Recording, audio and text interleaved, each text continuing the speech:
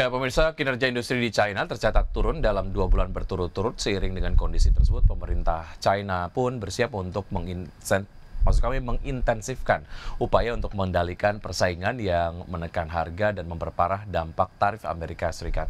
Berdasarkan data yang dirilis oleh Biro Statistik Nasional China, laba sektor industri turun 4,3% pada bulan Juli setelah terkontraksi 9,1% pada Mei 2025. Dalam 6 bulan, kinerja industri negeri tirai bambu tersebut turun 1,8%, adapun penurunan laba industri yang berkepanjangan menunjukkan urgensi untuk mengekang persaingan yang ketat antar perusahaan yang dijuluki involusi di China karena pemerintah berupaya untuk mengurangi tekanan deflasi dalam perekonomian akibat lemahnya permintaan domestik. Adapun sebelumnya diketahui ekspor China ke Amerika Serikat anjlok setelah tarif Trump menaikkan biaya penjualan barang yang kemungkinan semakin menekan margin keuntungan produsen di China.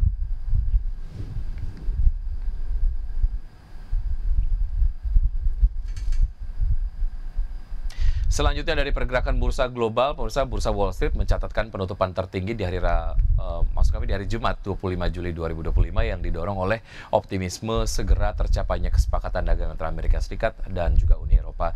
Dari sisi pergerakan saham Deckers Outdoor melonjak setelah mencatatkan kinerja kuartalan yang kuat. Kita lihat data selengkapnya pada perdagangan di hari Jumat. Indeks S&P 500 naik 0,4% ke level 6.388. Nasdaq Composite menguat 0,24% ke posisi 21.108 dan indeks Dow Jones Industrial Average naik 0,47% ke level 44.901. Dari bursa Eropa, pemirsa, bursa saham Eropa yang ditutup melemah pada hari Jumat seiring dengan investor yang mencermati kinerja keuangan kuartalan, emiten yang beragam, dan kelanjutan negosiasi dagang antara Uni Eropa dan Amerika Serikat. Indeks DAX Jerman terkoreksi 0,32% ke level 24.217, indeks FTSE 100 Inggris melemah 0,2% ke level 9.120, sedangkan indeks CAC 40 Prancis masih mampu menguat 0,21% ke level 7.834.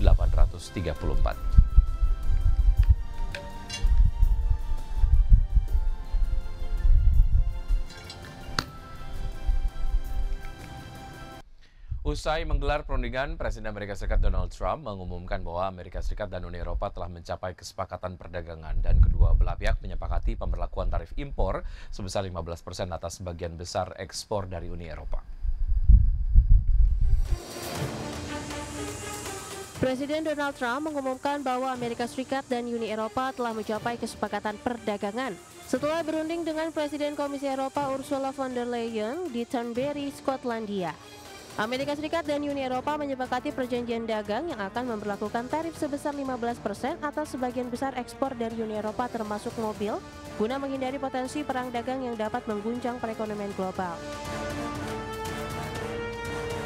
Kesepakatan ini tercapai kurang dari sepekan sebelum tenggat 1 Agustus 2025 yang ditetapkan Presiden Trump untuk mulai memberlakukan tarif lebih tinggi. Sebelumnya, Trump mengancam akan mengenakan bea masuk hingga 50% terhadap hampir seluruh produk Uni Eropa yang kemudian diturunkan menjadi 30% dalam upaya mempercepat perundingan. We've had a very good relationship over the years, but it's been a very one-sided transaction, very unfair to the United States. And I think both sides want to see fairness, but it's been a very, very one-sided deal that it shouldn't be. And so we're here with our very brilliant staff, and hopefully we'll resolve a few issues. It's an honor to have you at the new ballroom at Turnberry. And thank you very much. Thank you. Thank you very much, Mr. President. Now it's on us, and you are known as a tough negotiator and deal maker. But fair. And fair. And what is in front of That's us? most important. If we are successful, I think it would be the biggest deal each of us has ever seen. Selain menyepakati tarif impor 15%, Presiden Donald Trump juga mengatakan bahwa anggota Uni Eropa setuju untuk membeli energi senilai $750 miliar Amerika dari Amerika Serikat. Negara-negara Eropa juga disebut akan setuju untuk berinvestasi di Amerika Serikat sebesar $600 miliar. Lebih lanjut, Trump mengatakan kesepakatan dengan Uni Eropa adalah kesepakatan terbesar yang pernah dibuat. Berbagai sumber, iDex Channel.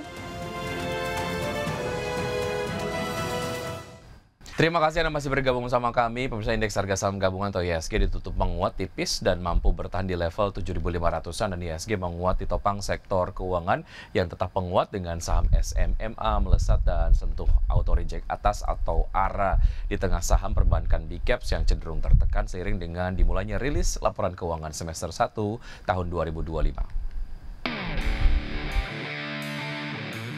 Indeks harga saham gabungan atau IHSG kembali tutup di zona hijau setelah cenderung bergerak fluktuasi di sepanjang perdagangan. Mengutip data Bursa Efek Indonesia, IHSG tutup menguat 0,17% ke level 7.543,50 di Jumat pekan lalu. Dalam sepekan, akumulasi kenaikan IHSG mencapai 3,17%. Kenaikan IHSG ditopang indeks sektoral dengan penguatan terbesar sektor keuangan naik 1,66%. Sektor infrastruktur menguat 1,29%, sektor barang baku melaju 0,88%, dan sektor perindustrian terapresiasi 0,75%. Sedangkan sektor yang berada di zona merah, sektor transportasi dan logistik turun 1,00%, sektor kesehatan koreksi 0,73%. Emiten asuransi milik Sinarmas SMMA naik 20% di level Rp22.700 per saham, kembali sentuh auto reject atas atau ARA dan menyumbang 30,11 indeks poin terhadap kenaikan IHSG. Saham BRPT tutup melesat 11,71% di level Rp2.480 per saham dan berkontribusi 16,15 indeks poin ke IHSG.